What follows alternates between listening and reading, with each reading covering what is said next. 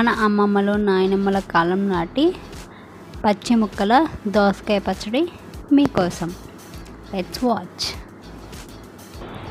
Hi, hello, నమస్తే. Welcome to my channel Reddy గారి కోడలి పిల్ల. It's me Tej Gopal. ముందుగా వేరుశనగ గుళ్ళని వేయించి పక్కన పెట్టుకోవాలి. తర్వాత ఒక ప్యాన్ తీసుకొని అందులో కొద్దిగా ఆయిల్ తీసుకోవాలి. ఆ ఆయిల్ వేడైన తర్వాత పచ్చిమిరకాయన్ని వేసుకోవాలి.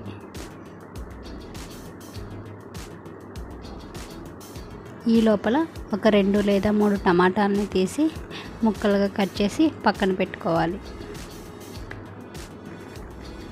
పచ్చిమిర్చి వేగుతూ ఉన్నప్పుడు టమాటా ముక్కల్ని వేసి వేయించుకోవాలి.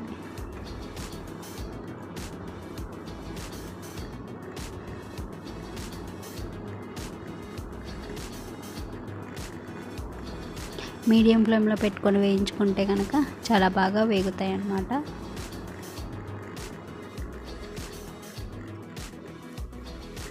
ఈ లోపల ఒక దోసకాయని తీసుకొని చిన్న ముక్కలుగా కట్ చేసుకుందాం.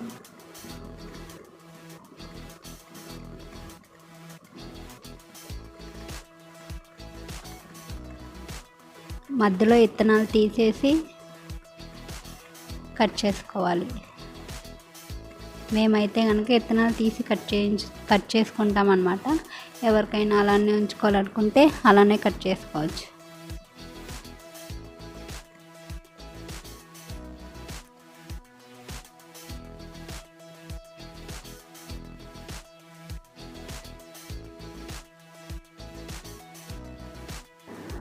ఈ మిశ్రమం మగ్గినప్పుడు కొద్దిగా చింతపండు, 1 టేబుల్ స్పూన్ జీలకర్ర, వెల్లుల్లి రెబ్బలు వేసి బాగా కలుపుకోవాలి.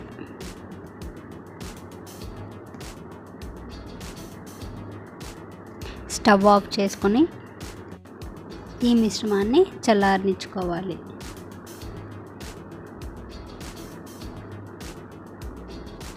ఈ లోపల ఒక ప్యాన్ తీసుకొని ఆయిల్ వేసుకోవాలి. ఆయిల్ హీట్ అయ్యాక ఎండుమిరపకాయలు వేసుకోవాలి.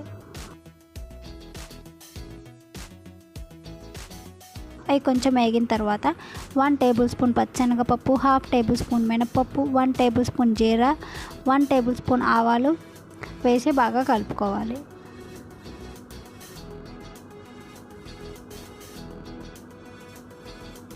వేగిన తర్వాత 1 టేబుల్ స్పూన్ పసుపు వేయాలి. కొద్దిగా కరివేపాకు వేసి వేయించుకోవాలి. ఈ మిశ్రమాన్ని పక్కన పెట్టి ఆరనిద్దాం. తర్వాత చల్లారిపోయిన తర్వాత దాన్ని గ్రైండ్ చేసుకోవాలన్నమాట. గ్రైండ్ చేసుకున్నప్పుడు 1 టేబుల్ స్పూన్ సాల్ట్ వేసుకోవాలి. తర్వాత ఒక సర్వింగ్ బౌల్లో తీసుకొని పచ్చి దోసకాయ ముక్కలు వేసుకొని కలుపుకోవాలి. మనం ఇంతక్కడ పెట్టుకున్న పోపు దినుసులను కూడా వేసి బాగా కలుపుకోవాలి. ఈ పచ్చడి రైస్లోకి, టిఫిన్స్లోకి చాలా బాగుంటుంది.